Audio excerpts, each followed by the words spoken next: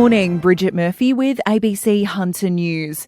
Newcastle Labor councillor Declan Clausen says if he is selected by his party as a mayoral candidate for the upcoming by-election, he will be focusing on tackling the cost of living.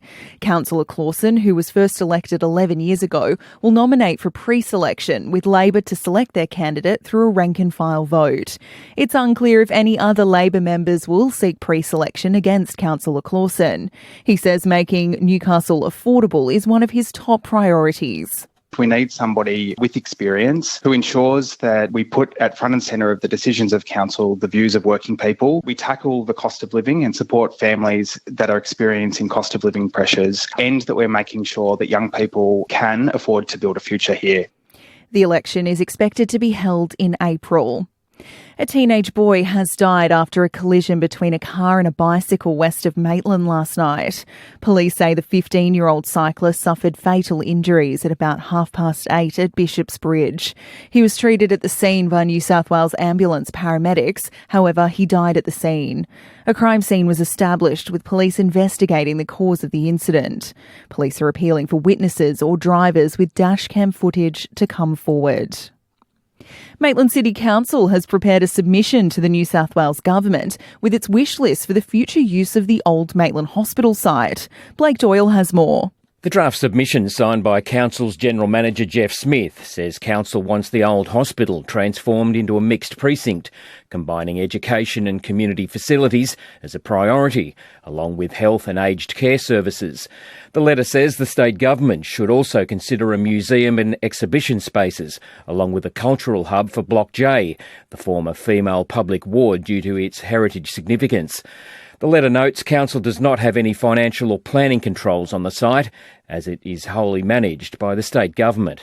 The submission will be discussed at Council's ordinary meeting tomorrow night, with the New South Wales Government public submissions portal on the future of the hospital site open until March the 1st. A 73-year-old man will appear in Gosford Court later this month, charged in relation to multiple alleged historical sexual assaults on the Central Coast. Police arrested Rodney Faithful at Murwillumbah on the state's north coast on Friday, charging him with 6 offences relating to the alleged assaults reported between 1997 and 2000 at Shelley, Foresters, Budgewoi and Putty beaches. The arrest followed a public appeal for information about the alleged offences. In a statement, New South Wales Police said forensic investigative genetic genealogy was used as part of the investigation. He refused bail on Saturday and is due to reappear in court on Friday. 2 men who allegedly scammed drivers in several shopping centre car parks across the state have been charged with more offences. Nikita Jager reports. Police say 2 men aged 37 and 57 worked together to steal from multiple elderly female victims inside shopping centre car parks in early January. One of the men would allegedly approach the victims claiming there's an issue with their vehicle before asking them to raise the bonnet and inspect it. While the bonnet is up, the other man would allegedly steal money and cards from inside the car. Police allege the offences happened in 7 regions across the state, including Madawi and Waratah. The men were arrested at Glenthorne, south of Taree, in early January. Today, another 17 offences will be laid in court, including charges relating to fraud, making it a total of 89 offences each.